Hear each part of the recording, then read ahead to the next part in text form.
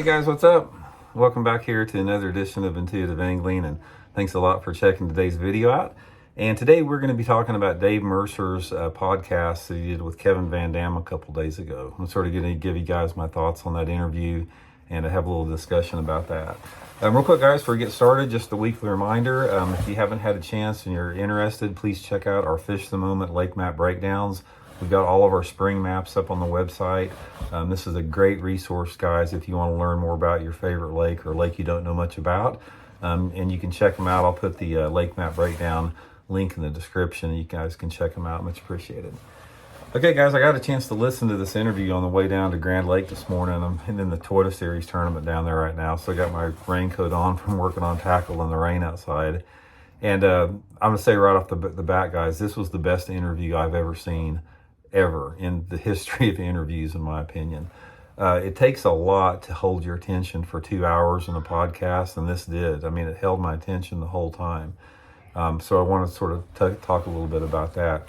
First of all, I want to say a couple things about Kevin Vandam. Kevin Vandam is not only the greatest bass angler that ever lived, he's also probably the greatest spokesman of the sport we've ever had.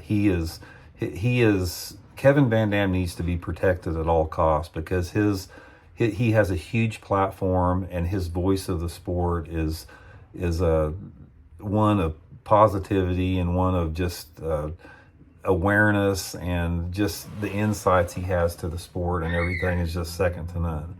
So, like I said, on top of being a great angler, he's also a great, ambassador for the sport, the best one in my opinion. And if you didn't know it, he announced his retirement a couple weeks ago, basically to pursue other projects, spend more time with his family, which I really admire. But anyway, Dave was basically, it was a wide-ranging topics that he discussed with Kevin. And guys, I have never seen anybody like Kevin Vandam that has an awareness for the nuances of the sport like he does. This podcast, if you're not going to watch any other podcast, watch this one. And I'll put the link in the description so you can check it out. But I've been around Kevin forever. We fished the top 100s, the top 150s, the Bass Elite 50 circuit together, FLWs. But and I've been in pro staff meetings with him when we were both on Zebco Quantum pro staff. But for some reason, our paths just never crossed, so I never got to know him very well for whatever reason. So a lot of what I know about Kevin is just like same how you guys find out about it. And this interview that they did with him, it really showed a side of him that I didn't know existed out there as far as his awareness. As far as if you're a student of the sport, this is something that you definitely want to watch to get his insight, because I don't want to spend forever talking about the interview. You guys can watch it there. But one of the things I wanted to point out here, there's two things that he brought up that I sort of wanted to discuss the broader picture about. Now, first of all, the two things are obviously live scope, forward-facing sonar, and the money part of fishing. And before I get into this, like I said, Kevin Vandam is awesome. I don't have a bad word to say about him. He's like I said, he's just great. So anything that I say here, I don't want it to make it seem like I'm, dogging him, because I'm not. He's got his opinions, which I respect, and that's what I want to talk about a little bit. But what he was bringing up, obviously, Dave mentioned forward-facing sonar, and he talked about it for a long time, and sort of his opinion on it was sort of what I expected to be. I mean, Kevin's up on the latest technology. He's aligned with Humminbird. So those two things, I sort of knew that he was going to be a proponent of forward-facing sonar. But what he was saying, one of the things that struck me odd, what he was saying was the extent of which forward-facing sonar is not only dominating now, but it will dominate even more in the future, and about how he's privy to some of the R&D going on at Humminbird. And he said they're working, feverishly to basically advance the technology.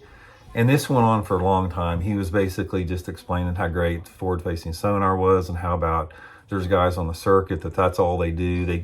When they go to the lake, they don't even look for fish anymore. All they do is turn the forward-facing sonar and just scan around all the time till they see fish. But anyway, when you see that interview, as far as him talking about forward-facing sonar, like I said, I respect his point of view. I'm not saying anybody's a bad person for that. I respect it, and I understand where he's coming from that.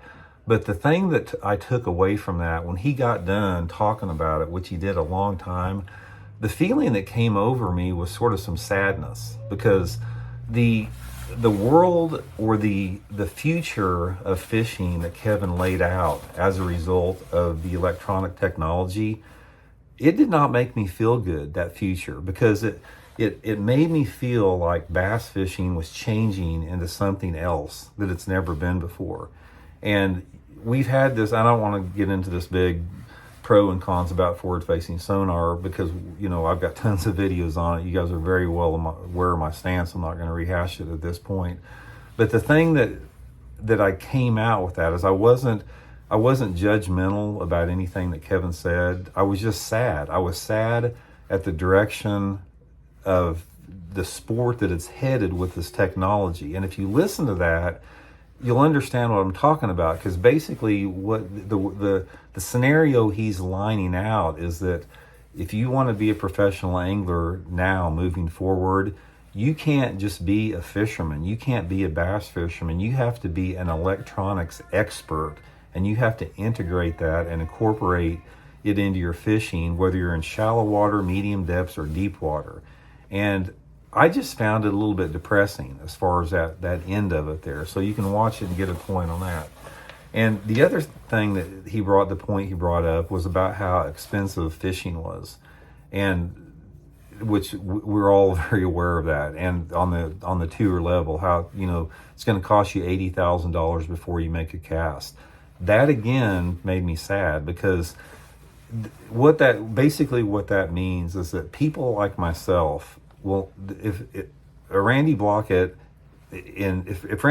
was 22 years old in 2023, I could never been a professional fisherman. I was a professional fisherman back in 1985 when I had a part-time job, and the tournaments were $600 a piece of Bassmaster Invitationals, and you know, you could do it and work a part-time job, and you didn't have to be rich to do it. But the future that Kevin laid out with that, and he was, like I said, it was a reality is what he was talking about of it, but it basically, it pervaded and it alluded to the fact that professional fishing on the tour level is becoming an elitist sport. It's becoming a financially elitist sport, and I just found that depressing, because there are so many young people out there, not just young people, there's so many guys in general that they would give their left nut in order to be a professional fisherman, but they simply cannot afford to do it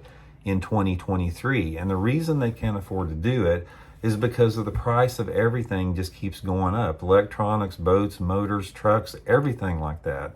And it's pricing the average American out of that reality of professional fishing. And even though Kevin did not mean to come across like that, that's the reality that I got out of it. So anyway, guys, watch the video. You'll see what I'm talking about. But anyway, I wanted to do this on there to sort of promote this, because like I said, it was the best interview I've ever seen. It really was. And Dave Mercer, he's the best podcaster in the country, in my opinion. And like I said, Kevin Vandam he's an incredible person. He's awesome.